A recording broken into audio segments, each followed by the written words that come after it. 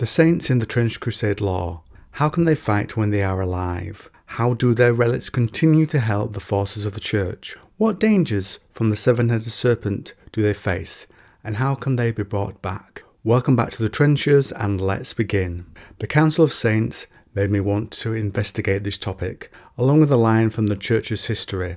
1429, living saint Jeanne d'Arc drives the Black Grail from mainland Europe. So we know saints can be alive and holy rather than just a relic, and she might have been able to push back the power of the Black Grail and Beelzebub with that ability. How does a saint become that? In the real world, Jeanne d'Arc would strike me as a warrior saint. There might have been believers who were also in the army.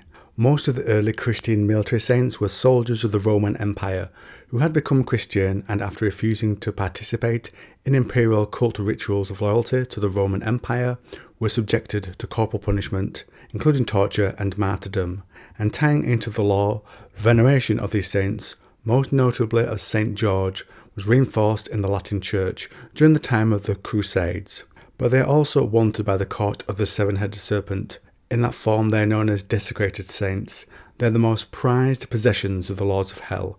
Men and women once destined to become saints, great prophets. The desecrated saint is encased in nigh impregnable coicus armour.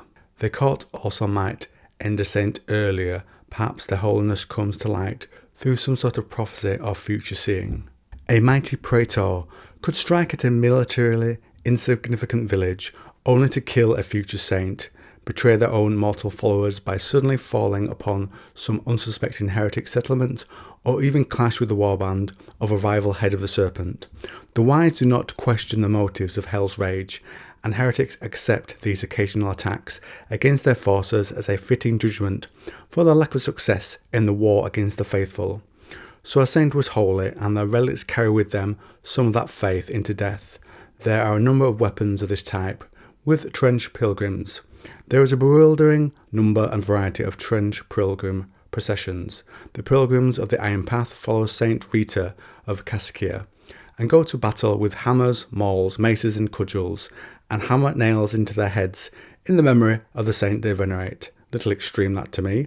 The Theban Legion of Rome carries the heads of the heretics upon their standards in the memory of their patron, Saint Maurice. They fight with swords and other blades, competing with each other for the number of heretic heads they amass.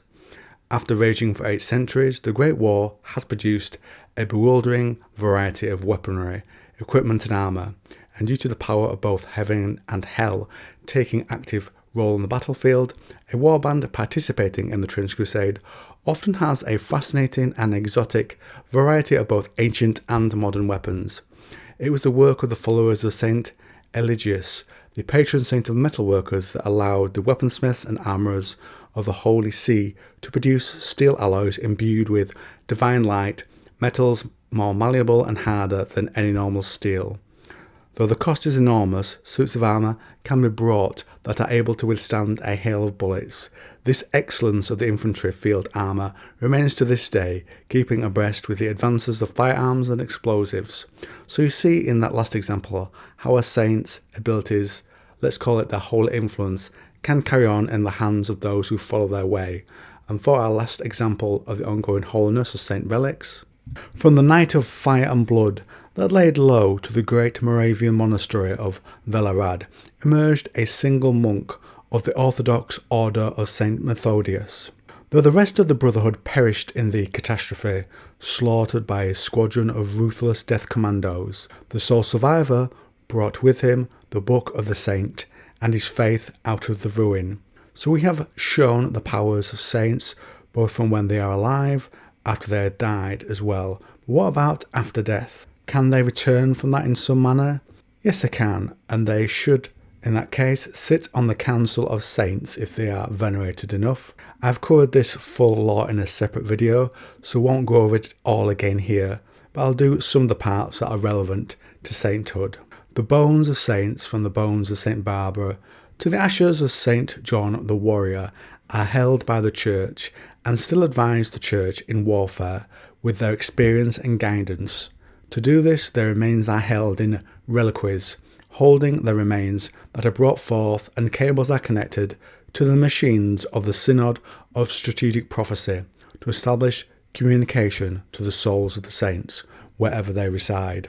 Then finally, the tacticians of the Synod, the purest and most gifted, attach their spinal cables to the prophetic machines, so the saints may talk through them. Something about this communion, this agreed upon possession, drains the life of the tactician, and the link between death and life can vary, with some messages that are only the whispers of the language the saints spoke when they lived, and cannot be understood. Now, something about the relics being used to call these saints links the veil between life and death, and gets the attention of the infernal powers, who seek to work against what happens. On such occasions, a fierce spiritual battle then takes place, and the skies above Rome burn with hellfires and flashes with holy light. Some tacticians can be possessed by demons during this time, perhaps tuning themselves into the unholy and communing with them rather than the dead saints. And some simply age worse when the seven-headed court turns its power upon them. So you can see what a risk this carries, but even when the spiritual connection is made to the dead through the relics, perhaps to heaven, it can still come through as less than insightful, such as riddles that have to be interpreted and that clearly carry the risk of being misunderstood.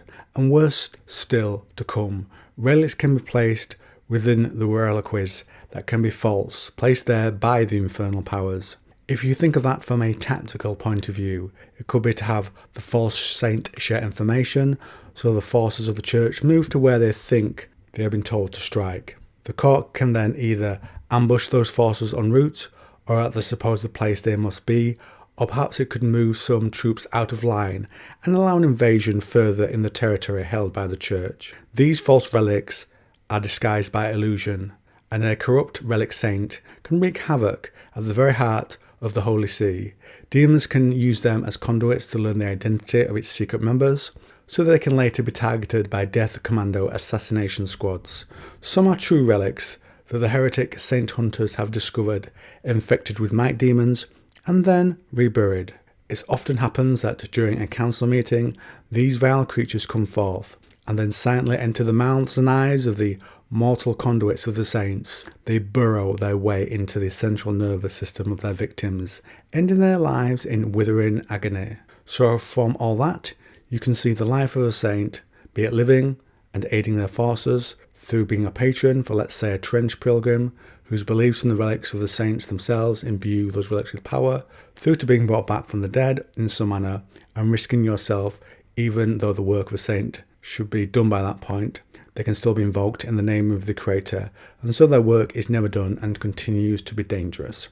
So let me know what you think to this saint lore by dropping me a comment down below, and if you like this video on the Trench Crusade, you might also like this one.